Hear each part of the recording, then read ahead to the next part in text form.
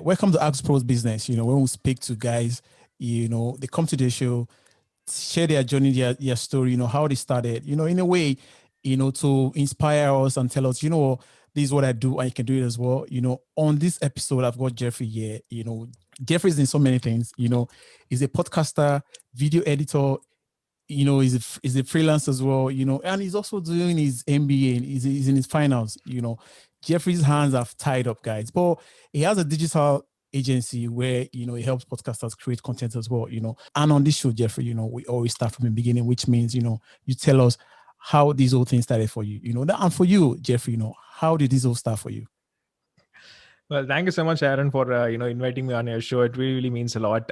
And when you ask a question like how it all started, it's it's sort of cliche, but it's like when I was in college, when I was in my undergraduate, some college romance didn't end well.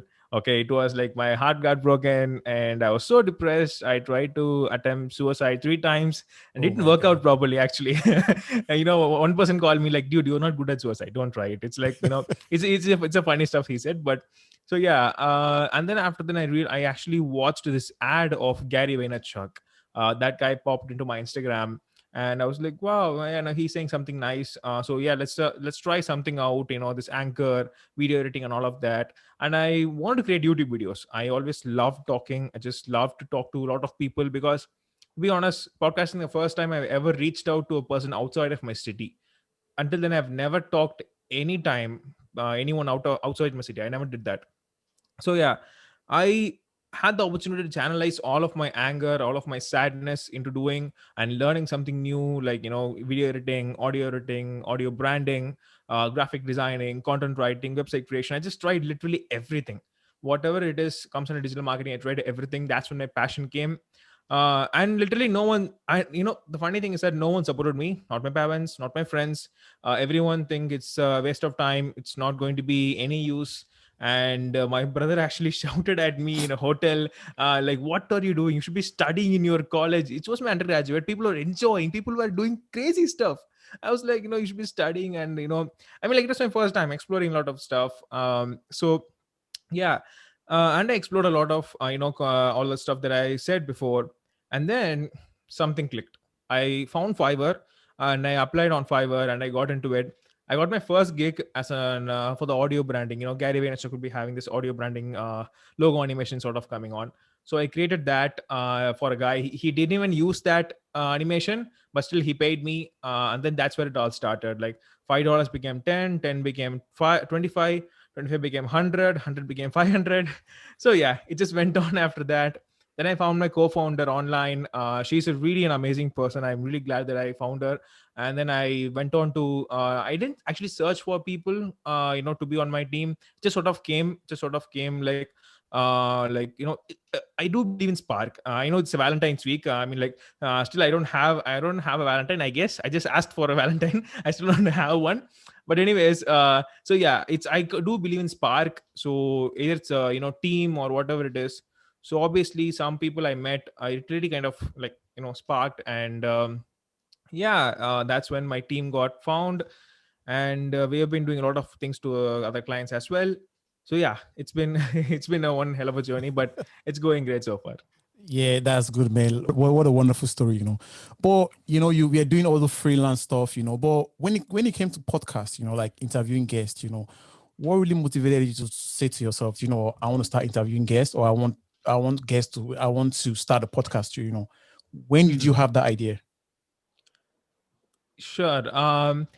The idea is, it's still to be honest, it's all connected to the heartbreak. Actually, I was wondering that am I the only guy who's feeling like this, like only guy who's feeling alone and all. And I wanted to know whether other people are also doing that as well. So I thought podcasting is a way where you can connect to people and ask different sort of questions. But I didn't ask that as a relationship sort of podcast. I wanted it to be as a business oriented, because I wanted to learn something out of it as well. At the same time, I wanted to pour out my feelings. Two things I wanted to do it. So I started my first episode, and every single time once the episode is over, I will ask them like, thank you so much for coming on the show. Is there anything you want to ask me? And they would say, why did you start the episode? And I was like, it's I was about to cry. Like, it's like someone left me and this is how it ended. And they even had a story of themselves. Then I wondered, wow, I'm not alone in this world. lot of people have their own stories, so it's good. It feels good. I know misery loves company, but yeah, it felt good that other people also have the same stories, and everyone is having their own, motivations. Everyone is having their own inspirings. So that's when it clicked. Okay, let's just go on like everyone else. So it just went. So that's how I jumped into podcasting. Yeah. Yeah, yeah, it's good, man. You rightly say, everybody's got their story. You have a story to tell. However you should choose to tell that story. It's all good. It's all great. And back a minute, you mentioned something about you have a co-founder. And Hmm. when you have a business or you have a partnership, two guys, two people come together, and you have this partnership. For you, how have you managed to work this partnership? Is partnership good in business? Is it something that we should all emulate, or do you encourage it, or is it hard? Well, it's actually everything which you mentioned. It's really hard. It's it's everything you mentioned. But I guess you shouldn't like reach out to people to be your co-founder. When you plan to reach out to people to be your co-founder, it doesn't work like that. Co-founders are not easy to come by. It's like when you split the profit 50-50, or if it's 75-25, you shouldn't like make sure that these are things that you should work on. I mean, like, making the systems and all clear is very good, but you have to make sure that person is flexible, and more importantly, that person is kind of little bit personally attached to you, because sometimes you may have some problems in your house, or sometimes you may have some problems in your personal life, and you can't actually do the work, or you can't communicate to the client. That's when that co-founder should come in. They should do the take over the work. But if that person is saying like, no, no, no, no, no, I said 50-50, so this is my work, I won't take it from you. If that person says like that, then it's not the right stuff to do. Fortunately, I didn't, like I said, start this, talking to this person as a co-founder. I actually wanted to invite her on a show, on my show. Later on, I realized she was really an amazing person, and she had a lot of skills. She had a lot of way to talk to other people. And that's when I realized, I asked her, will you be my co-founder? Will you take care of the work? She said, okay, that's really great, amazing work. So that's when it all started. So it still hasn't got to the hard part yet. I would say we never had um, a problem scenario. We never had. It's been less than 8 months, I would say. So we never had got to the hard part. But I never trust humans. So she is the one person I like. It was out of the box. I never actually trust that much humans, in a sense, like, I can do all the work. I don't need to do the but ultimately you do need other people, like you mentioned. You always need other people. So she's the first one that I trusted, and right now we never hit the hard part. So yeah.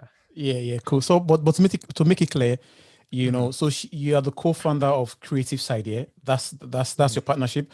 But you also have JB Digitally. So JB Digitally, what do you do with that?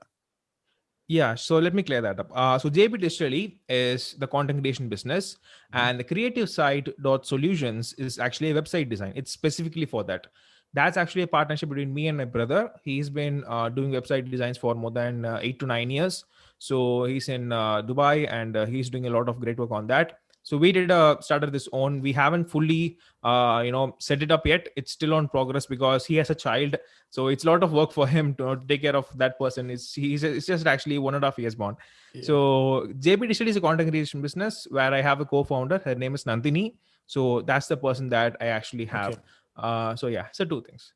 Yeah. So JB Digitally, what do you do with that? In terms of you create content and you promote content as well. Yes. So the primary motive is to helping podcasters and YouTubers in micro content creation. I will promise them that you will never run out of content.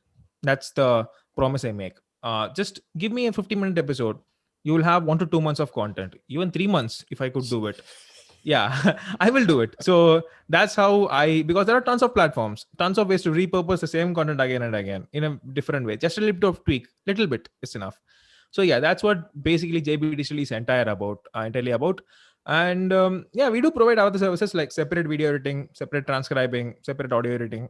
But this is the major thing. Like, I have to focus on my dream client. If you ask me, like, micro content creation is the dream stuff that I want to work on actually. Okay, then cool. That's right. But in terms of promoting the podcast, Hmm. creating content as well, I also do that as well. I know it's quite difficult.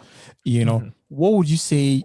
is the best way to promote your podcast? And as a podcaster as well, what is the best way to do that? I know that people you can cut your content, put it on Instagram or LinkedIn, but that doesn't mean that you have listeners, and podcasts, it's kind of like I won't say difficult, but you to get people to listen to your podcast is hard. You know that already. Yeah. What would you say is the easiest way to promote your podcast? Well, like I mentioned, the social media things are always there. But my personal experience, I would say, is that the first thing is get better at talking. Because no matter whatever promotions you do, if people don't like the way you talk, I mean, like, I'm not talking about voice or anything like that. It's just when you speak, you have to speak sense. If it's like a friendship podcast or anything, you can just rant some stuff. That's fine. If it's an entrepreneurship podcast or business podcast, like, or podcast for podcasters like I'm doing, you have to talk sense that people will obviously get some value out of it. That's number one. Number two is try to get guest who has much following or who has a lot of listeners. Now you might be thinking that guy even has like 5,000 or like 10,000 followers or something, they won't come onto my show. That's literally a total myth.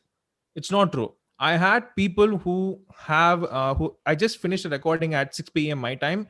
That person in that their podcast reached around more than 2 lakh listens, their podcast. And so it's not like they are like, I'm this big guy, I won't come to your small show. No, it's not like that. Everyone loves to be on your spotlight. That's where your listeners comes in. Your listeners don't come just because you posted a show on any one of those platforms. No, it just comes from the listeners that are already listening to the person. They want to listen to a different perspective. So if I'm always talking about podcasts for podcasters. When someone is listening to me talking about like, personal life, motivation, how I overcome suicide, then they would love to listen that. So that's how you have to change your perspective. So when you change the way you interview the person, obviously you get a lot of resistance. This is the two major stuff that I used always. Because the fun fact, uh, I use models. Okay, people who do modeling. Okay, they will have high number of followers. I use them to get more traction to my podcast by interviewing them. Imagine a model can have. I mean, like even if a girl opens an Instagram account, obviously she would be getting tons of followers. Obviously, even if she posts a normal selfie. Okay, do the math. Yeah, it's true. It's true. Yeah. So if a model, imagine how many followers will she have? So my first 100 listens, okay, my first 100 listens hit when I interviewed a model. That's when I realized, okay, this is what we should do. But later on, I changed my entire model into a podcast for podcasters. But until you get the listens, do something like that. Just interview people who are actually having much listens. You don't have to. I'm sorry, this is taking too long, but let me No, just no, summarize it's this. all right. It's all right. It's all right. Yeah, just one more line is that so like I said, if you're a niche podcast like me, or for example, you're talking only about cats and dogs, okay, the person who are going to interview, like, doesn't actually need to be just a normal person who's having cat and dog. Anyone can have a cat and dog. Just make sure that that person is having a high number of following. I mean, I don't know how to exactly put this, but when you interview a person who's having high number of followers, there's a lot of person, like, the percentage of listens that you will get is really high.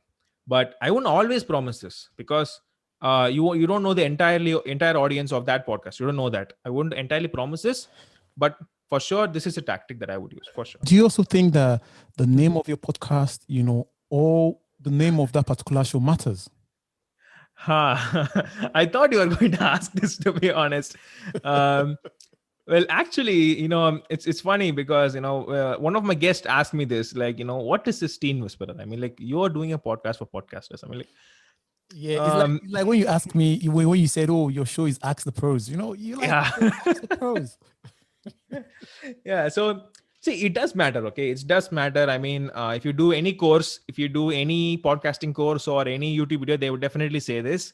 But for me, the name Teen Whisperer, actually, I don't know whether you watched this Netflix series or not. It's called Sex Education. So in that Netflix series, the hero's friend will be saying like this: you should start your own clinic called the Teen Whisperer. I don't know why it just caught my ear. I don't know why is that. I really like the name. I thought of, okay, we are like whispering in the ears of teens so that they could understand this stuff. They could, do all of this. To be honest, I really have no idea why I still have that. It's totally irrelevant of my podcast, what the content is about. Still, it got 6,000 listens for my podcast. It still got that much of Wow. listens. Yeah, even the irrespective of the name.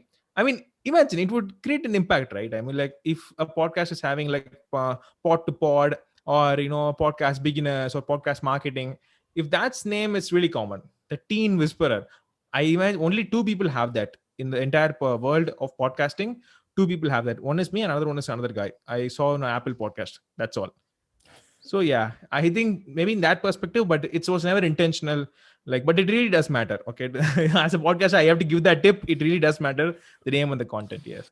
Yeah, I agree with you. I agree with you as well. Because I know that people that I sort of like reach out to when they see the name of my show, Ask the Pros, they like Ask the Pros. Like it's they kind of like it. Like okay, Ask the Pros. Yeah, Yeah. it's easy, but it's kind of like catchy as well. Mm. Back to podcast promotion. Yeah, and Mm. when you interview guests, Mm. do you have issues with them posting the interview on their social media? Well, there might be a problem because sometimes once the episode is done, they won't even if you say sending a message saying that the podcast is up and running, thank you so much for being on the show, you can share it if you want. Sometimes they won't even read the message. That's a high probability is there. I'm for sure, I'm saying there's a high probability is there. My suggestion is try to release the episode as soon as possible. Like if you're doing it on Sunday, the recording, release it on Saturday. Take a week. Okay, week is fine, no worries. But if you take too much time, they would forget it, obviously, because there was one time when I released an episode after 3 months. 3 months, Wow, literally three wow, months. Yeah, wow. because I recorded 10 episodes straight. So the last person, imagine the last person who was there, I released 3 months later. I texted him. He said, "Thank you so much. I'll share it." He did. So good persons are there. Obviously, there are tons of people who are good or there. The better way to make them post is create some small pieces of content and tag them every single time. Okay, because obviously they will also get attraction, and you will also get attraction. Okay, they might like it, and they might share it on the social, but don't expect it. I would say don't expect it. That's why I said that when I said interview large people, audiences, you won't Yeah. definitely get. That's why I clearly said it's not a promise to be made in heaven. So yeah, but you can mention in the recording itself, you can share it if you want, but don't force anyone. I would say don't force anyone, because it's just at the end of the day, it's all about how you enjoy the podcast or not. That's all I would say from my point of view. So Yeah, yeah, that's what it is. yeah, it's true. Because the reason why I've asked this is that in the past, I've had like not really issues, but I've had people that I've interviewed. They don't. I'll send them messages. They won't send them a clip of it. They don't post it. They don't even comment. And I feel kind of like bad, and I feel sad because I know that I've put in a lot of work in this. Hmm. Like editing is not easy. Creating content is Hmm. not easy, and I feel that I've spent so much time doing this, and you didn't even recognize me. You didn't even give me like a pat in the back and say, "Oh, well done," thanks for this. Hmm. Because I just feel that you know if I go on someone's show and the Hmm. person posts the recording, I would at least Hmm. like it, or even Yeah. comment on it, but some people will just say they will just ignore it, which I think it's kind of like, it's not a good thing to do, but like you said, it's not a matchmaking heaven. You don't expect anything. You just leave it as it is. Yeah. Like you said, but see, there are really good persons. I would say, don't let this stop you from asking them, to share them, because there was one person who actually recorded a testimonial for me, saying that, this is Jeffrey. He recorded with the music. He started the music and he's like, "Hey, this is Super Joe Pardo, and I just hopped on to the Teen Whisperer show. Make sure you give that a listen and all of that." So he actually recorded a testimonial for me and an outro. Okay. So I would say it's really cool. There are definitely people like that. So don't stop this. Just someone's not sharing it, please don't let it stop you. That's what I would say. Yeah, yeah, yeah. Thanks for that. And now branding is one big thing, around this whole thing we're Yeah. doing, podcasting as well. You have to brand yourself, you have to brand your business, and there's, Mm-hmm. people say there's personal branding and there's business branding. Mm. For you, how have you managed to brand yourself, differently, to other podcasters, doing the same thing or something different to what you're doing? Wow. I was actually recently thinking about it because there are many podcasters out there. Okay, there are many podcasters out there who's in the same niche that I am, like for a podcast for podcasters. But I don't know how many of them would be in my level, intermediate level. Like either they would be someone who is like really starting up, or they will be someone who has reached a lot of heights because they have a lot of money. They maybe even bought paid hosting platform, to do the hosting and all of that. So obviously they would have gotten way many heights than I already have.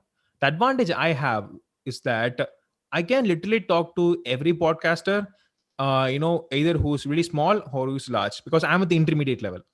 So I can give tips because see, imagine when you go and ask this question to Bill Gates, say asking like how did he become so successful. If you ask this question to Bill Gates or Elon Musk or whoever it is, you already know the answer for that. Hard work, being smart, you already know the answer for that. But Consistency. yeah, you already know the answer for that. But if you ask an intermediate person, he wouldn't say any of that. He would say clear detailed answer like what to do and what not to do. He would clearly tell you the answer for it. When someone asks me like how do you, that's why I always give long answers, because I like to explain myself clearly. Because when someone, because if you ask this, if you see this Gary Vaynerchuk shows, obviously every single time when someone asks him a question, you clearly know what he's going to answer, because it's like that's why he even said that you already know what I'm going to answer, still you're not going to take action. That's why I'm saying it again and again and again. So it's like that. As an intermediate guy, it's so good that you can give that person a detailed answer, so that he would obviously take necessary actions. You can give steps, you can give guides. And it's not like you're the biggest guy who doesn't have a lot of, even a single minute to respond. It's not like that. That's why people text me like what mic to buy, what hosting to do, what are the stuff. So yes, that's where I branded myself. Um i i think that I think that's what people like. I always want to call me, the people should call me like a guy who helped those who can't help themselves. That's what I want to, people to call me.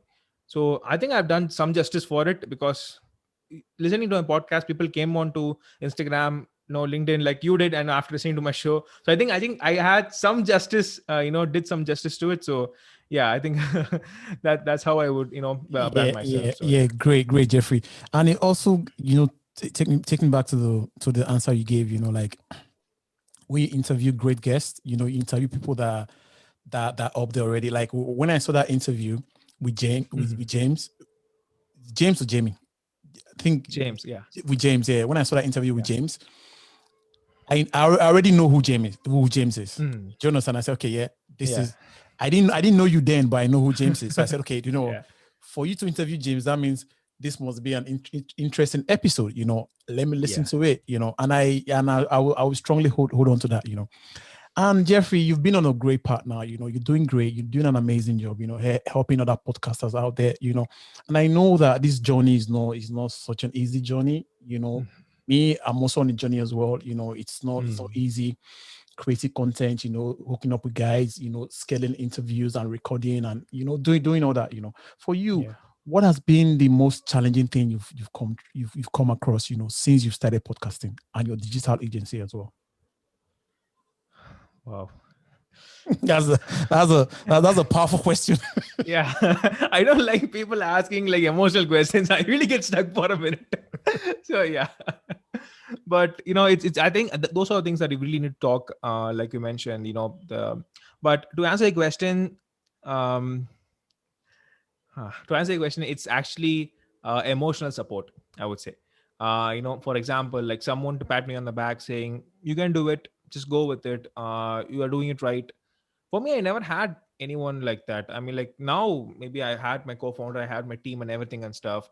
But during my podcasting career, during my days, it was so hectic. It was um you know everyone can resemble, everyone who was actually just starting out can easily resemble this, because when there is no one to support you, like it's not support. It's like no one would understand what you're doing. No one knew what a podcast is when I started it. No one knew. My parents didn't knew. My friends didn't knew. People who has been doing Instagram way more than I did, they even don't even know what's a podcast is.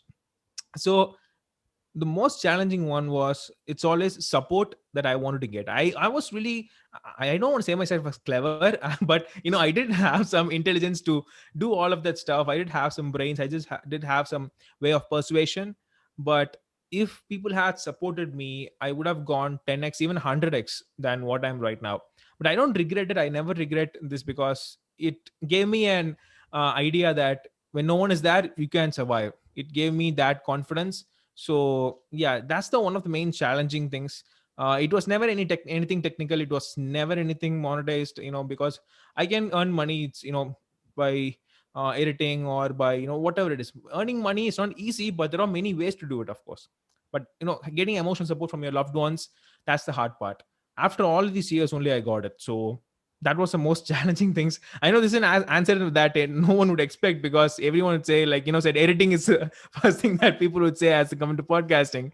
So this is me. I'm always into this stuff. Yeah. Yeah. I like the answer, and it's a genuine answer as well. I think we all need that part in the back. We all need that support as well. Someone to tell us, "Oh, Jeffrey, you're doing great. Kes, you're doing great. You're doing an amazing job." I think that will go a long way as well. And you're doing a lot now. You're doing a lot of stuff. Plus your MBA as well. How do you manage your time? Because you're doing a lot of stuff, Jeffrey. Man, how do you manage your time? How do you do that? Actually, I don't manage my time. That's the answer for it. I don't manage my time. I don't put a schedule. I don't. Just get up and just Yeah, go. I just go with the flow. Because I clearly know, if I do put an entire schedule, I wouldn't do a single thing out of it. I'm just 23, right? I'm just 22 right now. When the June hits, I will be 23. So I still haven't figured out a lot of things in my life. Trying to get a job, or still start with my freelancing career, or there are lots of things with the Indian culture as well. It's really vast. It's something that if I start talking about it, your head will explode. Literally, your head will explode.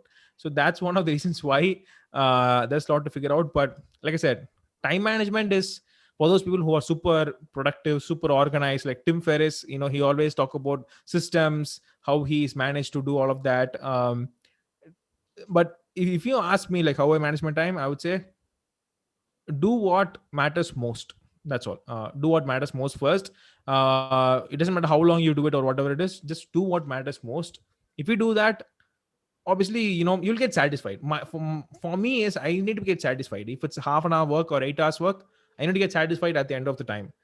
If not, then it's a waste of time. That's how I measure the entire time as it is. So yeah. I'm sure if Gary V was here, and Gary V, had how old you are right now, Gary V will just say, "Man, you have a lot of time on your hands, man. Don't even sweat it." Because when you tell Gary V I'm 40, he tells you, "Fuck, you have lots of Yeah. time, man."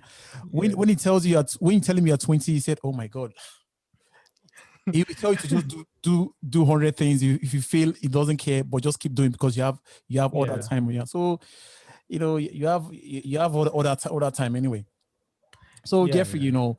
it's been great, having this conversation with you. What would be that one thing that you want someone to take away from this? Someone's listening or watching, and you want them to take something away from this. It could be, like, if they want to start a podcast, if they entrepreneurship as well.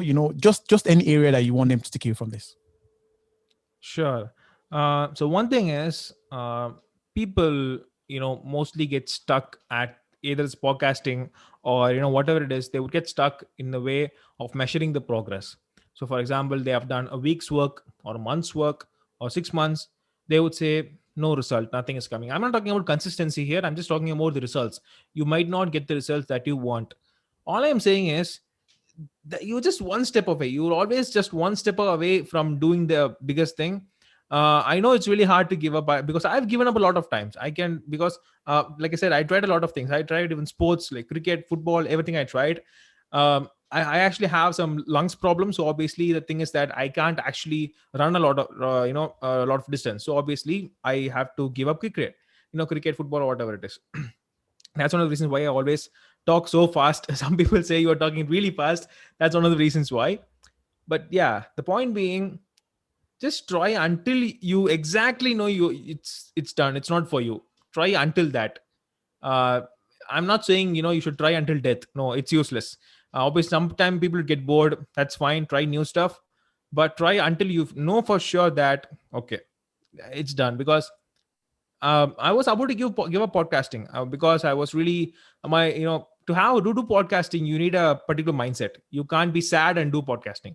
No, it would be really a bad conversation, and your guest or your host doesn't want that.